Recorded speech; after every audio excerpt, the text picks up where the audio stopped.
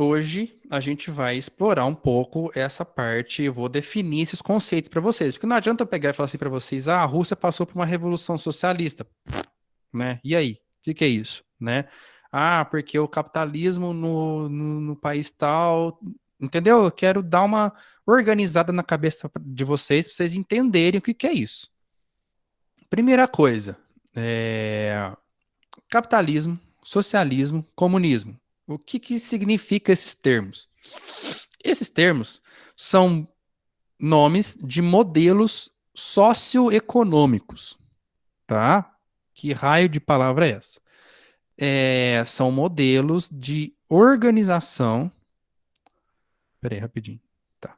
São modelos de organização social e econômica, ou seja, como que determinada sociedade vai se organizar e qual que vai ser a economia que vai ser feita ali, beleza? Por que que tem que definir isso? Porque por mais que capitalismo, socialismo e comunismo tenham relação com política, tá? Não significa que, então no capitalismo existe uma política tal, no socialismo existe uma política tal. Então, existe uma ideia do quê? De que todo capitalismo é uma democracia liberal e todo socialismo é uma ditadura, um regime totalitário. Não precisa ser exatamente assim, tá? Por exemplo, no capitalismo, vamos falar, você pode ter sistemas capitalistas com um determinado governo que critica o liberalismo e é um governo de um Estado forte, como a gente vai ver, a Alemanha nazista, como foi a Itália fascista, como foi o Brasil durante a ditadura militar, entendeu? Foram modelos de sociedade capitalista, mas que tinham um Estado forte. Da mesma forma que você não precisa ser só um Estado totalitário para ser socialista, embora a maioria dos estados que a gente tem hoje, que ainda tenha esse modelo de organização socioeconômica socialista, sejam é, regimes mais centralizados, né? Mas, por exemplo, a gente vai ver hoje, teve a Comuna de Paris no século XIX, embora tenha durado só dois meses, mas foi um governo é, democrático, vamos dizer assim.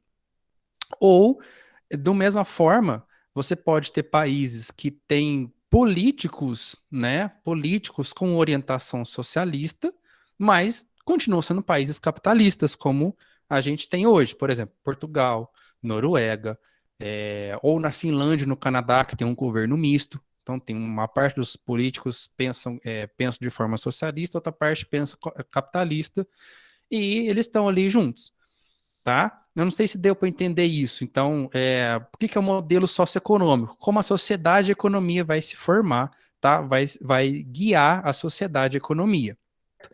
Para entender esses conceitos, a gente tem que vai ter algumas palavras-chave, tá? Que eu linkei elas aqui para vocês. Propriedade privada, propriedade pública, meios de produção, trabalho, lucro, desenvolvimento social, acúmulo de riqueza, distribuição de riqueza e classes sociais. Então, são palavras-chave que elas vão aparecer durante a minha explicação e elas vão definir o que é, né? Cada um desses sistemas vai ter uma visão sobre essas palavras. Bom, primeiro, vamos tentar entender o conceito de propriedade, tá? Propriedade. Se a gente for pegar dicionário ou alguns termos jurídicos, a gente vai ver que propriedade é algo que se possui, né? Então eu tenho a propriedade, minha mãe é proprietária da casa, eu sou proprietário do meu celular, né? Então é uma coisa que é meu, que eu pego, que é uma posse exclusiva, tá? Em direito a gente fala que é o direito de usufruir, né? De usufruir, de utilizar, de dispor de algum bem. E você pode tirar a posse dele de alguém que está lá ilegalmente. Uma área relativa a uma grande terra, né? Então, uma grande propriedade de terra, né? Então, um grande pedaço de terra a gente pode falar que é uma propriedade. Professor, por que que você está falando isso para a gente? Porque no capitalismo, no socialismo, no comunismo, vai ter toda uma questão sobre a propriedade. A quem pertence essa propriedade, né? Se a gente for parar para pensar, a quem pertence a terra? Por que que a gente tem essa coisa? Ah, professor, a minha casa, né? A minha mãe comprou. né? Seja de alguma pessoa particular ou seja do governo. Tá, mas quem que um dia falou que aquele pedaço de terra era de alguém? Pararam para pensar nisso, né? Por que que pedaços de terra são de pessoas ou do governo? E aí, né? Por quê? Porque desde a antiguidade, né, alguns povos, e a maioria deles que formaram a civilização ocidental, né, e isso nos inclui, entendem que existe a posse de terra de alguém. Então, quando os guerreiros iam lá, conquistavam uma terra, essa pedaço de terra é meu porque eu conquistei. Ou quando um sacerdote fala assim, eu vou prever a chuva aqui e tal, e eu vou pegar esse pedaço de terra para mim, porque esse aqui é dos deuses e tal. E aí foi se criando essa ideia de que os pedaços de terra eram de pessoas, e, e principalmente de algumas poucas pessoas. Ou os grandes governantes, ou os generais, ou o rei, ou o sacerdote, que depois vai virar as posses da igreja, por exemplo. Então se teve essa ideia de que a terra era de alguém, né? Não é uma ideia que vão dizer assim, isso aí vale para todo mundo. É uma coisa construída ao longo do tempo. Nós vamos construindo essa ideia de que a terra é de alguém. Por exemplo, os povos indígenas, tanto aqui do Brasil quanto dos Estados Unidos, alguns deles, eles não têm essa ideia de propriedade de terra. Para eles, a terra é um lugar onde eles vivem, onde eles plantam, onde eles colhem. Aquela terra dos deuses, aquela terra é a natureza onde eles vivem. Por isso, quando teve o contato dos portugueses com os indígenas, foi um espanto. Por quê? Porque para eles não tem essa de eu vou pegar um pedaço de terra para mim, vou arrancar as árvores e vou plantar um monte de cana-de-açúcar. Não, aquela terra não tem por que você cercar aquela terra. Aquela terra não tem posse, né? Então, cada sociedade pensa de uma forma diferente. Isso não é uma verdade imutável. Mas para nós, a gente entende isso, que existe pedaço de terra para cada pessoa, né? E nós, como vivemos num sistema capitalista, nós achamos que para ter a propriedade de terra, o que a gente precisa fazer? Comprar essa terra, né? E aí nós temos dois tipos de propriedade. Propriedade privada, né? Então, de uma pessoa específica, tipo, eu comprei a minha casa, essa é a minha propriedade privada. Eu posso fazer o que eu quiser nela, desde que eu não interfira no direito do outro. Por exemplo, eu não posso pôr fogo num lixo dentro da minha casa porque vai o fedor pro lixo do outro cara. Né? Eu não posso, né, Gabriel, tocar bateria, né, na minha casa meia-noite, porque eu vou perturbar a paciência do meu vizinho. Entendeu? Verdade, Então, minha mãe põe limite na hora. então. Então a gente tem a propriedade, eu posso fazer tudo o que eu quiser, desde que não interfira no direito do próximo. E tem a noção da propriedade pública, que é um domínio público. Então a pracinha, a escola, né, entendeu? São coisas públicas, são coisas que são de bens comunitários. Então a gente tem esses dois tipos de propriedade. E como eu falei para vocês, essa questão da propriedade, ela vem desde lá da antiguidade, sobre o que é propriedade pública, o que é propriedade privada, e a gente foi construindo isso ao longo do tempo. Entendeu o conceito de propriedade? Sim. Agora, um outro conceito bem que a gente vai ver bastante vai ser o conceito de meios de produção, tá? O que é meios de produção? Meios de produção é tudo que eu utilizo para transformar matéria-prima em mercadoria, tá? Então, ferramentas, utensílios, máquinas, tá? Por exemplo, dei o exemplo aqui do sapato. Eu vou ter minha matéria-prima, então é o couro, né, da vaca, eu tenho a linha, eu tenho tecido muitas vezes, tal. Beleza. E aí, quais são os meios de produção para produzir um sapato? Faca, agulha, prensa, tesoura, máquina. Então, meio de produção, certo? Meio de produção é tudo aquilo que pega matéria-prima e transforma em mercadoria. Entenderam? Isso. Sim. Aham. Eu sei que está meio descontextualizado ainda, mas eu já vou juntar tudo daqui a pouco. E aí, por que que eu estou falando essa coisa? Porque qual que é a questão de conflito entre aqueles modelos socioeconômicos que eu falei para vocês, do capitalista e do socialista? Quem tem o direito de propriedade, olha só, quem tem o direito de possuir os meios de produção? A quem pertencem os meios de produção? E por quê?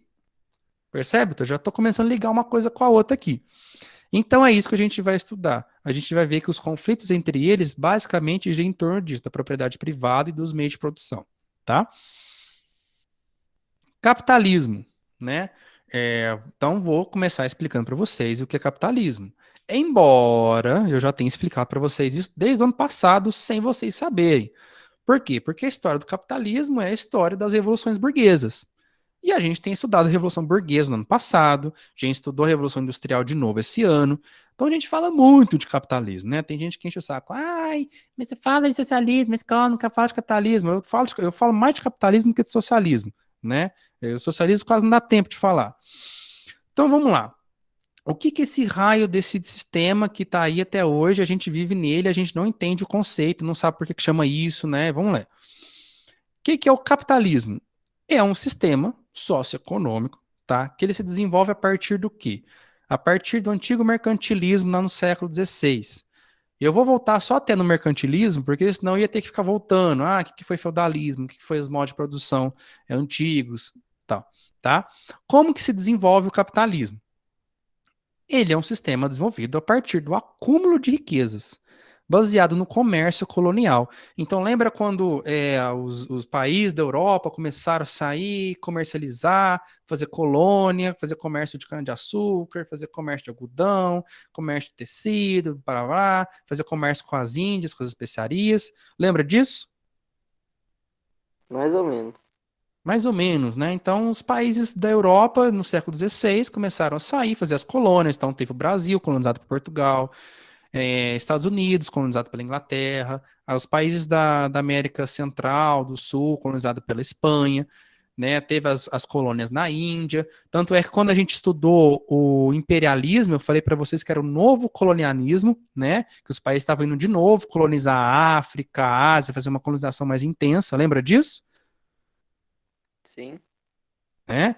Então, esse foi começou a ter um acúmulo de riquezas por conta desse comércio colonial, tá? Baseado no comércio, como eu falei para vocês, é um acúmulo de riquezas baseado no comércio colonial, certo? E nesse momento, no mercantilismo, sob o controle do rei. Então, o rei mandava no que deveria ser comprado, do que não deveria ser comprado, que deveria ser vendido, nos preços, nos juros, tal. Que a gente tem que tentar entender aqui? Esse comércio colonial no mercantilismo fortaleceu a burguesia. Então, os comerciantes. Então, foi uma galera que começou a ganhar muito dinheiro, muito dinheiro.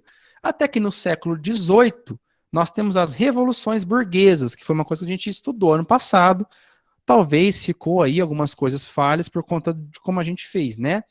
Mas a gente teve o iluminismo, né? Não sei se vocês se lembram, que foi um pensamento no século XVIII que começou a falar assim: ó, a gente tem que pensar racionalmente. A gente tem que entender que existem direitos invioláveis do homem, naturais, como o direito de propriedade. Por quê? Porque lá antes, quem tinha direito de propriedade? Os nobres e o rei, e ponto. Né? E a igreja. Então os burgueses começaram a querer ter o direito de propriedade, falar que os camponeses também tinham direito de ter propriedade, que eles não tinham direitos, direito à liberdade, direito à igualdade, certo? Então veio esse pensamento no século XVIII. O mais importante aqui deles, eu não vou falar de todos, porque senão fica muito grande aqui, né? Foi o Adam Smith, que ele falou sobre o liberalismo econômico. Então, esse negócio do rei controlar o Estado já era. Não, vamos deixar a economia livre, baseada na lei da oferta e da procura. E aqui começa a estruturar o capitalismo como a gente conhece hoje, tá? Então, todos terem seus direitos individuais e naturais de propriedade, de ser iguais, de ser livres e de ser livres para comercializar, certo? Nesse processo, teve algumas revoluções, tá? Então, teve a Revolução Gloriosa e a Revolução Francesa, que elas vão, em determinados lugares, colocar o fim das estruturas do antigo regime, principalmente do mercantilismo. Esse negócio do rei controlar a economia.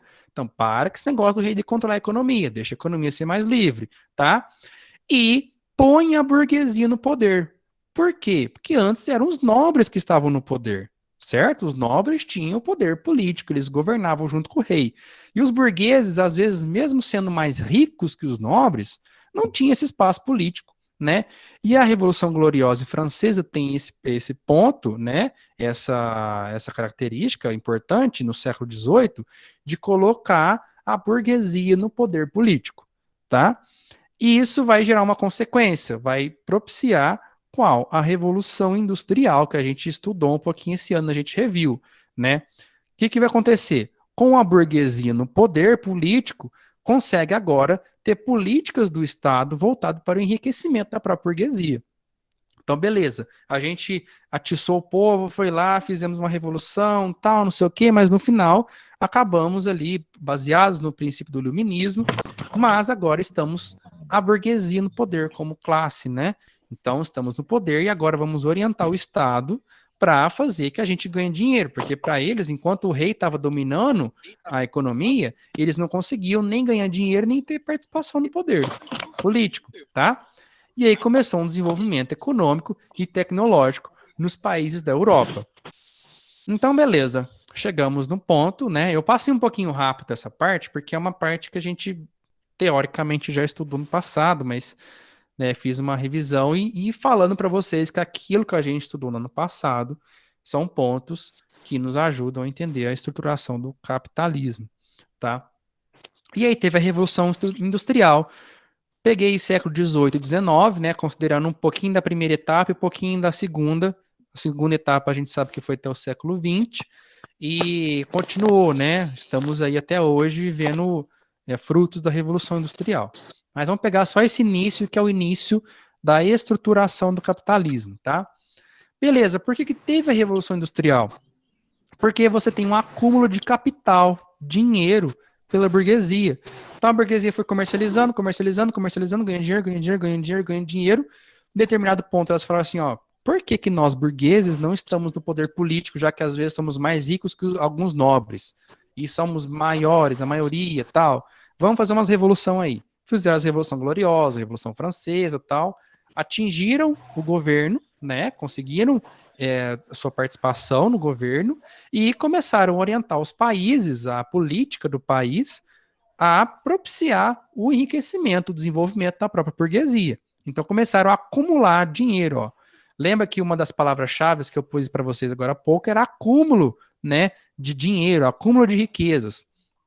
Então olha lá, a burguesia começa a acumular riqueza devido ao comércio colonial e ao nascente sistema bancário. Nossa, olha, os bancos entram nessa jogada. Por quê? Porque lá na Idade Média, até o século XV, não se tinha esse negócio de empréstimo de dinheiro. Por quê? Vocês tinham uma ideia de que emprestar dinheiro a juros era pecado.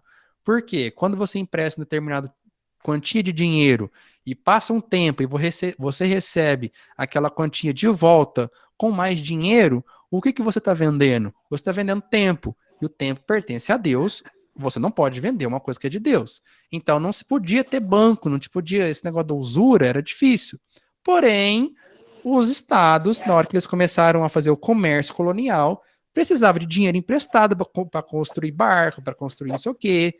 E aí entra os burgueses, principalmente e os judeus também nessa época, emprestar dinheiro com juros. E aí, beleza, agora pode, tá? Porque agora a gente precisa. Então, surgiu a questão dos bancos. E o que mais? Por que os burgueses se enriqueceram? Por conta do comércio colonial e as grandes propriedades de terras coloniais. Olha as propriedades aí de novo, né? Então, o rei e o Estado ia vendendo algumas propriedades para os burgueses também, para conseguir dinheiro, para financiar a própria colonização.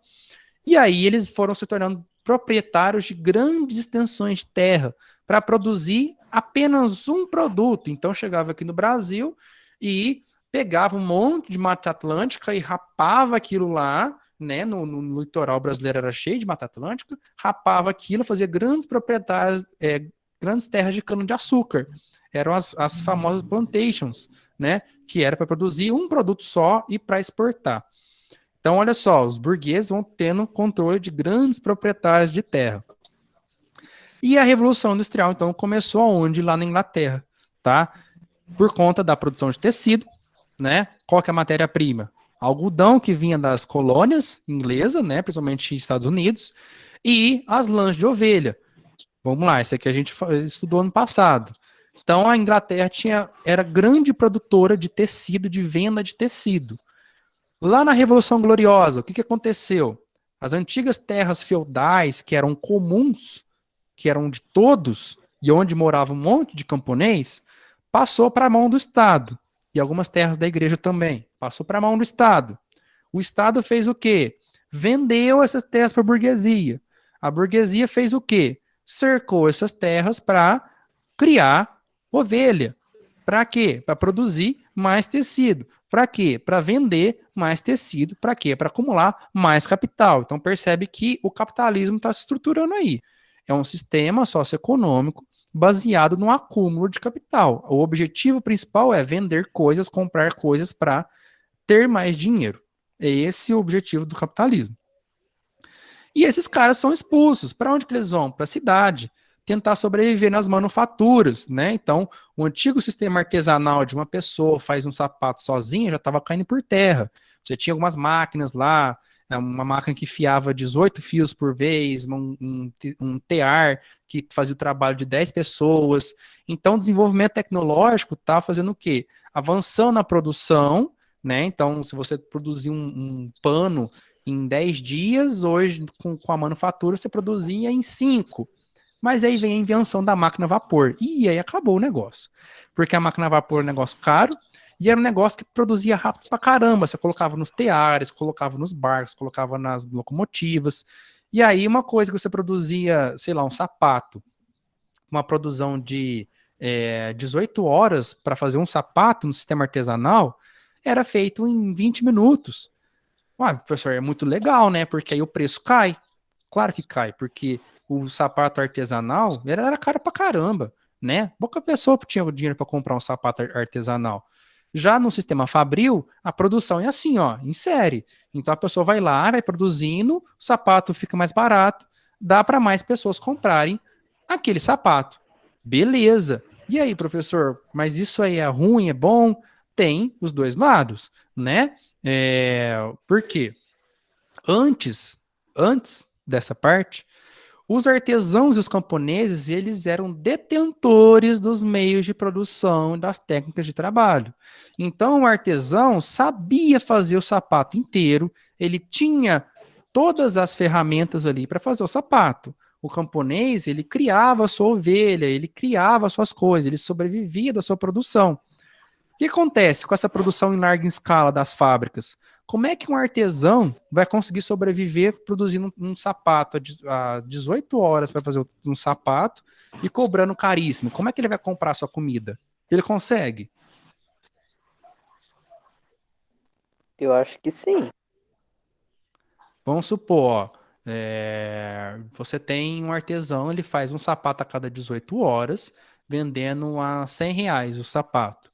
E do lado da casa dele tem uma fábrica que faz, sei lá, 500 mil pares de sapato em 18 horas, vendendo cada um a R$ 10. De quem que você vai comprar?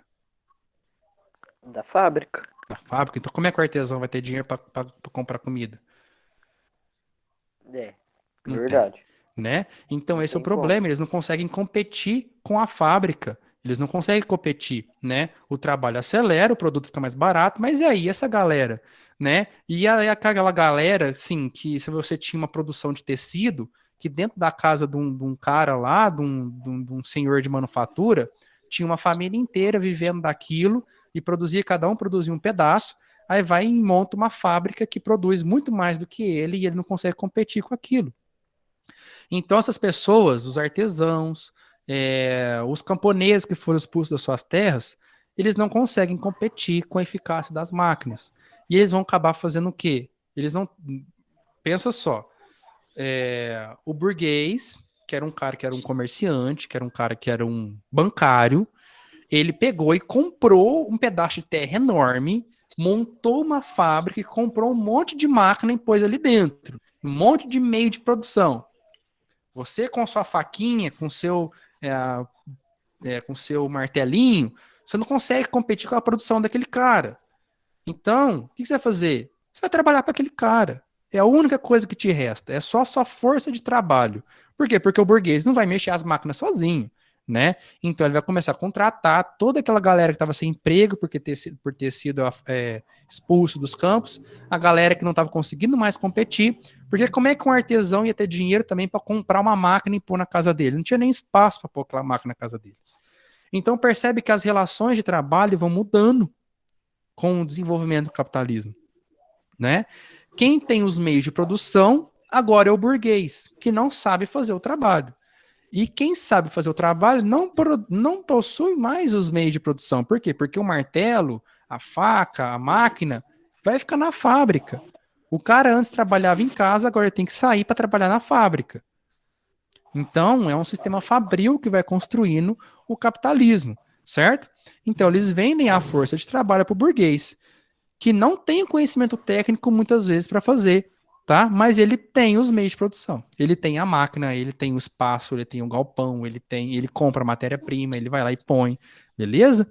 Então a gente tem uma divisão social nova. A gente tem o burguês, que é o dono da fábrica, certo? Que muitas vezes era dono de várias fábricas, que muitas vezes nem sabia fazer o produto que estava sendo produzido na sua fábrica, e o proletariado. Então, essa galera, artesão, camponês, não sei o que, vai virar todo mundo uma classe só, o proletariado, que eles vendem a força de trabalho em troca de remuneração, em troca de dinheiro. Então, percebe, o capitalismo é estruturado dessa forma. Tudo que eu faço é em troca de dinheiro. Antes, sei lá, o cara fazia um tecido, trocava por uma outra coisa, tinha os comércios de permuta, ou você trabalhava na casa do senhor, do artesão, em troca de moradia e comida, você trabalhava para ele. Agora, todas as relações de trabalho são em relação ao capital, ao dinheiro. Eu trabalho para ganhar dinheiro para comprar minha comida. Antes, o camponês, produzia sua comida. Agora não consegue produzir mais. Agora tem que trabalhar para o cara na fábrica para ganhar dinheiro para comprar comida. Qual que é a outra diferença agora? O artesão, antes, ele sabia fazer tudo, o processo inteiro. Se eu pegar um sapato, ele sabe fazer inteiro. Hoje em dia, você pegar uma pessoa que trabalha numa fábrica de sapato, ela sabe fazer um pedaço só da produção. Você der todos os meios de produção para ela, a pessoa faz um sapato inteiro, ela não sabe. A maioria talvez não. Por quê? Agora eles Quem faz fazem é as máquinas. um processo só, mesmo com máquina, entendeu? Às vezes ele sabe manusear uma máquina, mas não sabe manusear outra, entendeu? Antes eles sabiam fazer o processo inteiro. Agora, cada trabalhador faz uma função de forma repetida. E isso que a gente vai depois chamar de alienação do trabalho. Fica fazendo aquela coisa repetida para sempre, né? Fica lá batendo um prego e tal. Às vezes tá numa empresa de navio, né? Tá construindo um navio e você nem sabe o que aquela empresa constrói navio. Você era contratado para ir lá bater um prego no pedaço de madeira, por exemplo. O cara fazia aquilo lá o dia inteiro, né? Então, ou para produzir parafusos. Você está numa fábrica que produz parafusos, você nem sabe que aquilo vai ser para construir uma locomotiva, né? Por quê? Você sabe fazer uma parte só do trabalho, às vezes nem sabe o que você está fazendo direito. Então, o capitalismo ele vai mudando essas estruturas de trabalho. Então, olha lá. Qual que é a estruturação do capitalismo? É uma sociedade, então, voltada para o comércio, venda e compra. Já pararam para pensar que tudo que a gente faz, a gente tem que comprar, né? Então, assim, eu tenho que fazer alguma coisa para ganhar dinheiro para comprar alguma coisa. E muitas vezes tem uma pessoa dependendo da sua compra, de vender aquilo para você para comprar a comida dele. Então, percebe, a estrutura do capitalismo é essa. A gente vive numa sociedade de venda e compra, tá? Qual que é a base da organização? É o lucro. Cada dia mais a gente quer lucrar, né? Mesmo nós, meros proletariados, a gente sonha em juntar um pouco de dinheiro para quê? Para comprar um carro. Ah, eu preciso hoje comprar alguma coisa para sobrar um pouco de dinheiro para comprar um celular. Então percebe, eu acumulo capital e gasto na compra, acumulo capital e gasto na compra. A gente é assim, né? A gente compra e vende a todo momento. O governo ele é voltado para a liberdade de produção e venda de mercadorias. Então, é um governo estruturado para quê? Beleza, olha, venda em compra, eu interfiro o mínimo possível para que a venda seja livre. Lembra lá o iluminismo, o liberalismo econômico do Adam Smith, né? Então, são princípios iluministas. Mas é um sistema que depende de compra e venda contínua. O que é isso? Né? o capitalismo ele vive de crises também. Ele sempre tem crises. Por quê? Porque se isso aqui entra em descompasso, o sistema todo entra em descompasso, né? Então a gente vai estudar a crise de 1929, a gente teve a crise de 2008. O capitalismo em si ele vive de crises por conta que isso em algum momento entra em descompasso, tá? E aí causa uma divisão social, certo? Da classe social naquele momento, lá no século XIX, gerou a divisão social entre proletariado, as pessoas que trabalham em troca de um salário, e a burguesia, os donos, os detentores dos meios de produção. Mas não foi detentor de uma hora para outra. Foi um processo histórico que tirou os meios de produção, que foi passando da mão dos artesãos, passando da mão dos camponeses para a burguesia. Entendeu? É um processo histórico onde a burguesia vai ficando detentora dos meios de produção. Por quê? Porque ela foi acumulando dinheiro. Não foi porque ela, eu vou lá e vou começar a fazer uma fabriquinha de sapato aqui, e aí aos poucos eu vou. Não, minha família é uma família que ganhou dinheiro pra caramba no comércio colonial. Eu vou lá, vou comprar uma máquina. Percebe? Não é porque ele sabe fazer o sapato, é porque ele tinha dinheiro para comprar a máquina. Então, esse é o grande problema. A propriedade dos meios de produção vai passando das pessoas que tinham conhecimento e sobreviviam daquela atividade para pessoas que acumularam capital e estão comprando cada vez mais meios de produção mais eficazes e essa galera não consegue competir. A única solução que ela tem é trabalhar para o burguês, trabalhar para a pessoa que comprou o meio de produção. Tá, beleza. E aí vamos ver algumas outras coisas que ajudaram a estruturar o capitalismo. Então, se a gente tem um grande desenvolvimento tecnológico, isso é inegável. Por quê? De novo, porque lá nas revoluções burguesas, no século XVIII, os burgueses alcançaram poder político. Então, eles conseguiram que o Estado, que os países começassem a desenvolver políticas econômicas para que houvesse desenvolvimento tecnológico, para que a burguesia passasse a ganhar cada vez mais dinheiro, se estruturar. Você tem a produção acelerada, né? Então, como eu falei, produtos de menor preço e mais acessíveis, né? Então, beleza, isso é um ponto inegável. Agora, o camponês consegue comprar um sapato, né? Malha, mas consegue, tá? E a riqueza baseada no trabalho, ou seja, a pessoa tem que trabalhar. Antes, lá no mercantilismo, a riqueza era baseada no acúmulo de metais preciosos, não importa com quem isso esteja, não importa se você trabalhou ou não, tá? A riqueza era acúmulo de metais preciosos. Agora a riqueza está baseada no trabalho, mas no trabalho de quem? Aí que vem a jogada, né? Porque quem produz riqueza é quem trabalha. A riqueza é produzida pelo trabalho, beleza? Mas quem está trabalhando? Era o burguês? Ele ia lá, descia para o chão da fábrica e trabalhava para comprar outra máquina? Não, ele já tinha tido dinheiro por usura, por juros ou por comércio colonial. Ele simplesmente comprou a máquina, comprou o galpão, pôs ela lá e pôs a galera para trabalhar lá. Então, quem trabalhava era a mão de obra proletária. Eram os artesãos que não tinham mais como trabalhar, a galera da manufatura, os camponeses foram tudo trabalhar na fábrica, né? Então, a produção era baseada na exploração da mão de obra proletária. Professor, por que você está falando de exploração já que eles ganhavam dinheiro para isso? Eles ganhavam, eles eram trabalhos assalariados. Porém, existia uma má distribuição da riqueza nesse momento. E ainda existe hoje, mas hoje é mais difícil, é menos, tá? Por quê? Por mais que o burguês precisasse ganhar mais, é óbvio, porque ele comprou a máquina, ele comprou o terreno, ele comprou o galpão, ele pôs a galera lá, que não sei o quê. Mas grande parte da riqueza produzida pelo trabalho, né? Pelo trabalho assim do cara, tá lá mexendo na máquina, batendo prego, cortando não sei o quê.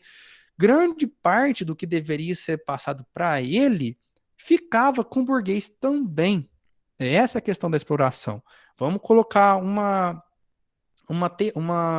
situação teórica. Vamos supor que dentro da produção, né, pelo trabalho do cara que pôs a máquina para funcionar, que não sei o quê, um produto que custe R$ 100, né, um produto de R$ 100, que ele vende a R$ 100 no final das contas, por conta do investimento do burguês, por conta do não sei o quê, ele precisa ficar com 60, 65%, então mais da metade, porque ele investiu tal, e para o trabalhador deveria ir 25%, 30% do dinheiro, por conta do trabalho dele, por conta de bater o prego lá, ficar lá no suor, não sei o quê, mexendo na máquina tal, blá, blá. Só que o que acontecia era o quê? Ficava 95% para o burguês e 5% para o trabalhador. Então, tinha, e isso é uma coisa que não acontece. Ele pega uma parte da grana que deveria ir pelo suor do trabalho do cara. Então, o cara está produzindo a riqueza dele, ele está trabalhando. Se o cara cruzar os braços, não produz mais riqueza. Foi uma coisa que a Covid-19 mostrou para a gente. Se o trabalhador não trabalha mais, se ele não vai para a rua, se ele não vai para a fábrica, acabou, o sistema capitalista entra em colapso. As fábricas fecham, os comércios fecham, tudo fecha. Não depende do dinheiro do burguês. Ele pode ter o dinheiro que for, ele pode ter as máquinas que for, ele pode ter o terreno que for. Se o cara não for lá para dar a cara dele no dia a dia, o sistema é de colapso, né?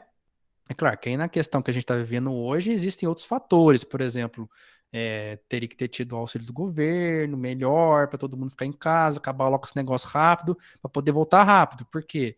No Brasil está demorando para caramba. Outros países aí já estão voltando. Por quê? Planejamento. Eu fecho um pouco, mas fecho de vez. E aí logo, logo os trabalhadores voltam, né? Agora fica nesse fecha, abre, fecha, abre, fecha, abre, né? Não tem economia que aguenta esse negócio. Então, quem produz a riqueza é o trabalhador, tá? Só que no começo lá do capitalismo não existiam leis trabalhistas que garantissem ao trabalhador, primeiro, jornadas de trabalho justas para o corpo físico, tinha jornada de 16 horas, entre 14 e 16 horas, né? Imagina trabalhar 16 horas dentro de uma fábrica de sapato, batendo um prego lá todo dia, toda hora, é muito desumano. Não tinha descanso semanal, muitas vezes, férias não tinha, equipamento de segurança não tinha, então mulheres grávidas às vezes davam à luz nas fábricas e perdiam o neném, muita gente morria, né? Ou, eu tô lá trabalhando, não tenho equipamento de segurança, perdi o dedo. Eu vou ficar em casa recebendo um auxílio até eu melhorar. Não, tchau, vai embora. Ou você trabalha sem esse dedo, ou eu pego o outro e põe no seu lugar, você vai embora sem auxílio nenhum. Né? Então era realmente uma coisa bem no começo, não tinha lei trabalhista para regulamentar esse trabalho. Crianças, 7, 8 anos, trabalhavam nas minas de carvão. Então era realmente um sistema que, na sua estrutura, acabou sendo organizado na exploração mesmo. Tá? Então, pô, a galera para trabalhar 16 horas, sem hora de almoço direito, sem descanso semanal, sem férias, sem seguros-emprego, sem equipamento de segurança, criança trabalhando. Entendeu? Então, essa foi a estruturação no capitalismo. Sorte que a gente não tem mais essas coisas, né? Por quê? Porque ao longo do século XIX, XX, até no XXI, agora, nós temos críticas a esse sistema, né? E aí esse sistema vai se adaptando e se moldando e criando leis para que a gente possa, né, sobreviver nele de uma melhor forma possível, tá? Eu acho que eu vou parar aqui no capitalismo. Não vai dar tempo de eu passar o socialismo, os outros eu vou passar na próxima aula.